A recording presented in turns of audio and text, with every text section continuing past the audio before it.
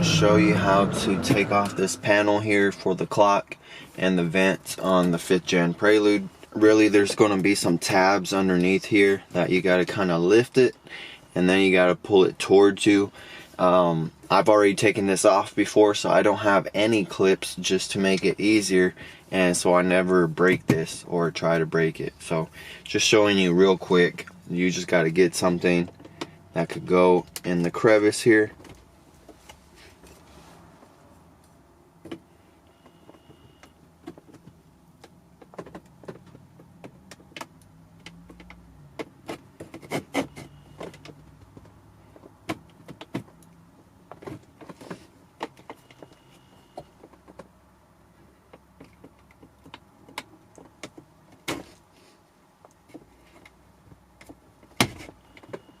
Alright, so you see how it popped right there? I didn't really put too much force. You're going to try to pull it forward, because otherwise you're just going to bend those tabs, because they go, I think there's like 6 of them, they go in there.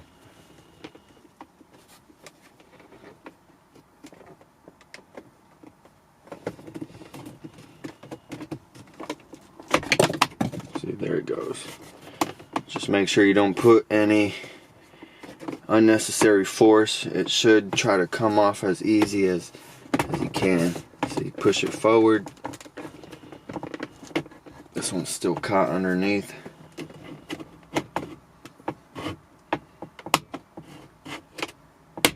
There it goes. See, there's a tab over there in the corner. So just to show you,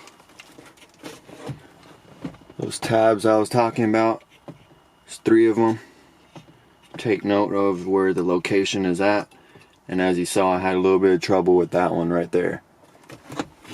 And then just unplug this, and then your clips are going to be right there. So there's going to be a total of 5.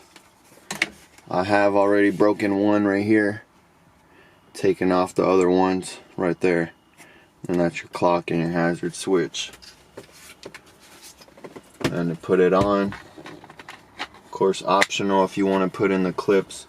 You're just going to do it like that. See how it's already in? Or actually, take it like that. Okay, it's already in there. The one already clipped in, and it's already clipped. So just like that. The only other thing to watch out for is just make sure that the vents align with the other opening. It goes right in.